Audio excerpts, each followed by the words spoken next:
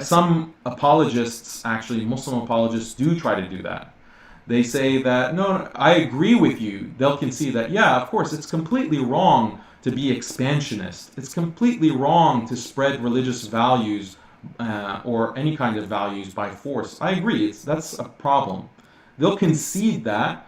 Then they're going to constantly be on the defensive. You give all the power to the atheist when you do that, because he can bring Quran, he can bring Hadith, he can bring the history of the Prophet ﷺ, the companions. All he'll have to do is say, okay, what about Khalid ibn Walid? You reject him or you condemn him? Do you condemn these Sahaba? So it's a losing battle when you concede that point. And Muslim apologists really need to stop doing that, because it's really stupid. But once you attack that and establish that, no, expansionism is something that's universal, imposing values by force is something universal, now we go to a question of which values are superior, which belief system is true. That's a conversation that you want to have. Then you're having a conversation that is really should be always at the essence of dawah, because you're explaining the truth. You're explaining why Islam is the truth and the beauty of it, the signs for it, the evidence for it. That's a winning conversation, because and I'll tell you another reason why it's a winning conversation. Because the liberal, atheist, secularist, whatever, they haven't really thought deeply about why their beliefs are true. They just take it for granted. I already said that the atheist has a false sense of security, and we saw that with Ridvan. Like, he wasn't prepared to defend liberalism. He wasn't prepared to give us first principles why we should accept liberal secularism.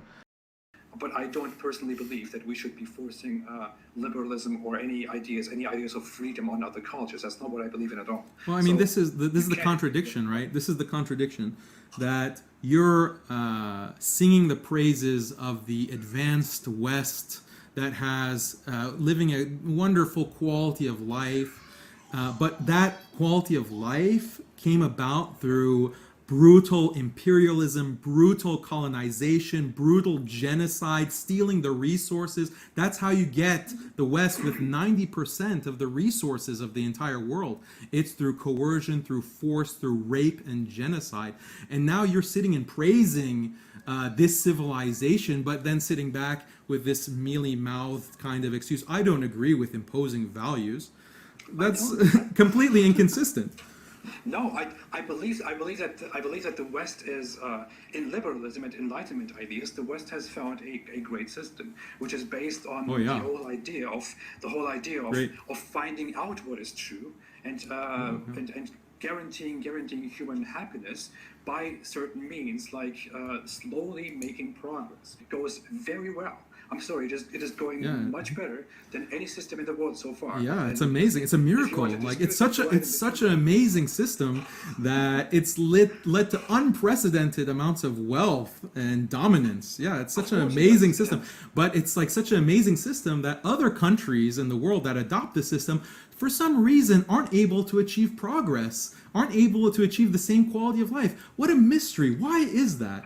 Why aren't these values, this magical formula of enlightenment values, why isn't Mexico? Why isn't Brazil? Why aren't these other countries, Argentina, Ukraine, all of these countries around the world who are liberal and have the same kinds of values, experiencing the same progress and enlightenment and enrichment of quality of life that these Western countries are experiencing? It's such a big mystery. It's just one of those questions that we'll never know. We'll never know the answer. I'll summarize it for you. Look, I'll summarize very close. Come on. This is the one single time. He muted me, by the way. Daniel Haqiqatjou has done this for He 5, muted 6 me, times. so... This is the one single time. You're muted, by the way. Yeah, I know. My audience can hear me. This is the one single time that I will actually appeal to the audience and See, will say, he can't really deal with evidence. Do you think slavery is okay? Yeah. I mean, slavery is something that I do not find to be immoral. And I can give you an argument for that, but if you interrupt me, then there's no point. We are already at 3 hours. I'll give a very short You asked me the question, you bring it up, right? So if you bring it up, what do you want? You just want me to say yes so I look like a barbarian and then you cut me off? No. I think your approach to justifying Islam and Islamic law is a very unorthodox approach, because I would expect a traditionalist Muslim to not use scientific means or certain means where you explain how logically punishing apostasy is good for society, but rather the Islamic way for arguing for that would be just to say, well, this is what Islam demands. What Islam demands is right, or what Allah demands is right. Because what you expected? It looks like to me is, sorry? That's what you expected our conversation to be? That I would just say whatever Islam says is right, and that's it?